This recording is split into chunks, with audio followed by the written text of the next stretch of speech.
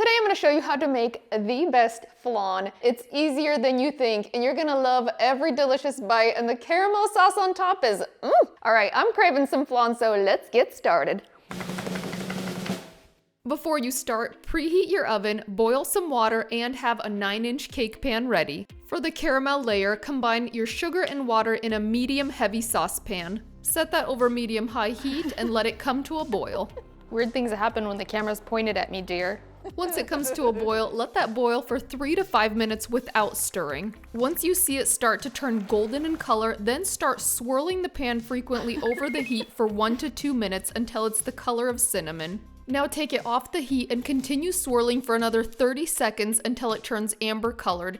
Immediately pour that mixture into your cake pan while swirling the pan to evenly coat the bottom. Be careful because it is a hot mixture and it will make your pan very hot. Set that caramel layer aside and let it cool. The rest of this flan recipe is super easy.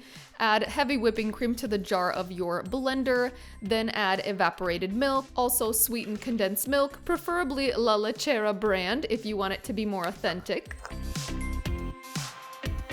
Remember we used to eat this out of a can? Did you do that when you were a kid? Oh, this is the best ever. It's also so good in coffee and the secret ingredient of our homemade coffee creamer. Next, add eggs, and this is what helps the flan set up and turn into a custard consistency. Your eggs should be at room temperature, and I like to crack them into a separate container first, just to make sure I don't end up with any shells in my batter. Next, add plenty of vanilla extract. I'm using homemade, but you can use Mexican vanilla extract. Also add salt. Okay. We got condensed milk, evaporated milk, heavy cream, vanilla, eggs, and salt. So easy. And yes, I do cook from my own recipes because with so many recipes, I can't memorize them all. And guess what?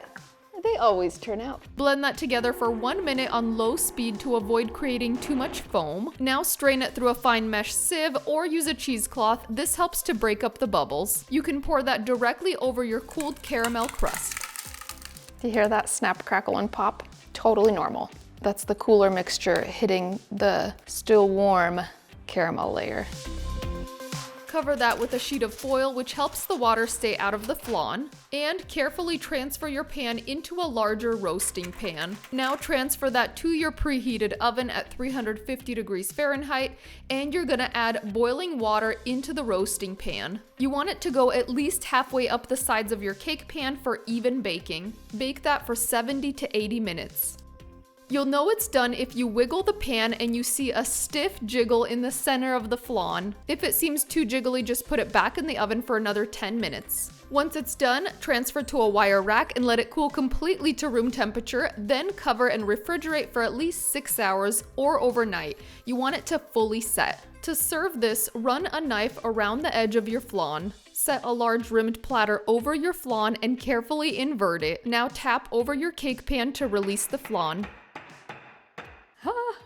You can already see the caramel leaking out from there. Ooh, it's so good. That's why you want to use a rimmed platter. Don't use anything flat because it'll get kind of messy. Okay, here we go. Watch. This is so fun. This is my favorite part. It farted. It wasn't me. Oh my goodness. It is so beautiful. I love it. There's a little bit of caramel still left in there, so I'm gonna just add a little more here. Okay, now all that's left to do is garnish if you want to. You don't have to, but I think it's nice to add just a few pretty berries to the top. I just like to put it on one corner. It just looks pretty. Makes it look fancier. Okay, see, told you. Let's cut right into this because it is cooled, it is set, it is ready for my taste test. Ta-da! Oh, it's so good, I can't wait. Okay, I have been craving this since yesterday when I made this initial batch. Now we're gonna have 2 flans. I feel like I'm winning at life. Okay, let's cut into this because it is calling my name and my husband's name. He's craving it too.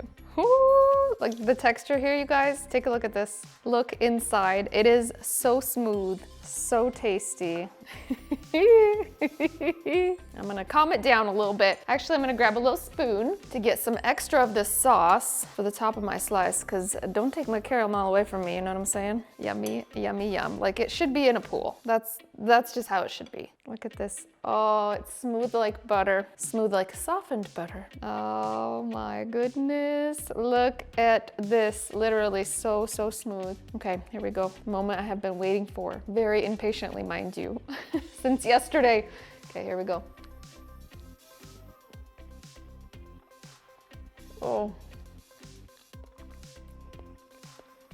You can really taste that caramel coming through. Oh my goodness, it is creamy, like velvety creamy. And I also love that I can kind of taste the sweetened condensed milk in there. It's rich and indulgent, but not too heavy. This is like the perfect dessert, honestly. And you can serve it with a little bit of fresh berries on each slice too. I've tried like authentic flan in Mexico, and I think this is, I'll just say it, I love it more. Homemade is always better, I think. This is such a treat. It's so smooth. There are some flan recipes that are kind of like gritty or grainy or dry. This is not that. This is wonderful. It's such a treat. And it keeps really well in the fridge. It's one of those awesome make-ahead desserts, which is great for parties. I love it, love it. Speaking of desserts, dun, dun, dun, dun. We do have an amazing dessert chapter with some of my all-time favorites. So if you haven't got your hands on our cookbook, I will link to that in the notes. And let me know if you guys have any recipe requests. I always love to hear from you, and where you spotted Sharky. And yeah, I'm gonna get back to this. This is just calling my name. It's so good. It's seriously so good. You guys are gonna love it. And easy too. All you need is a blender. I love those kind of desserts.